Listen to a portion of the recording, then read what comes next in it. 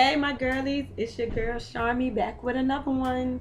Today's video, I will be doing a crochet butterfly lock style. For the braid pattern, I went ahead and used the Illusion individual crochet braid pattern originally from Mary Kay Bella. I will have her channel link down in the description box, so be sure to check that out. Y'all, I'm gonna jump straight into the hair. Now these butterfly locks were sent to me from Youngther hair on Amazon. I'll have that link also in the description box. Now, these locks did give me some issues. You'll see further on in the video the issues that it caused. I got these in 12 inches in the color T30. Although the ends of this hair is lighter, it's maybe more of a 27, so it's an ombre crochet lock, butterfly lock. You will receive 6 bundles of hair.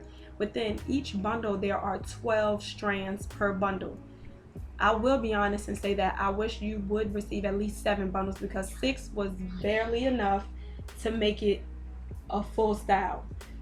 So if they could send in 7 bundles instead of 6, you will have enough for a full complete look. I know with butterfly locks you don't want to overcrowd the head because it can become very bulky and not very cute.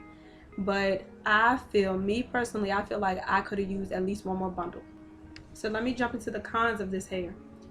At the beginning of these butterfly locks, the company took some type of braiding hair or whatever they used they made a Senegalese twist inside of the butterfly locks to give it more structure. So I will say for these butterfly locks, they are very more firm than any of these other butterfly locks I have used, where they're a little softer.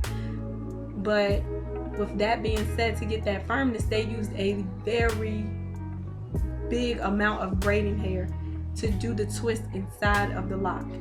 So you'll see in the video that it's a lot of hair, and with it being a lot of hair, when you go to crocheting in onto your individual, even just throughout the whole style, you'll notice that your loops are very big and bulky. The loops are very big and bulky, and it doesn't look very cute. I mean, there was nothing I could do to try to change it, so I just went ahead and went along with the style. But that is the one thing that can make or break this style. I feel like I could have did way better on this style if the hair itself wasn't so bulky at the beginning. It would lay even better. Okay, so that's enough of me sitting and rambling on. I'll let you sit back, enjoy the video.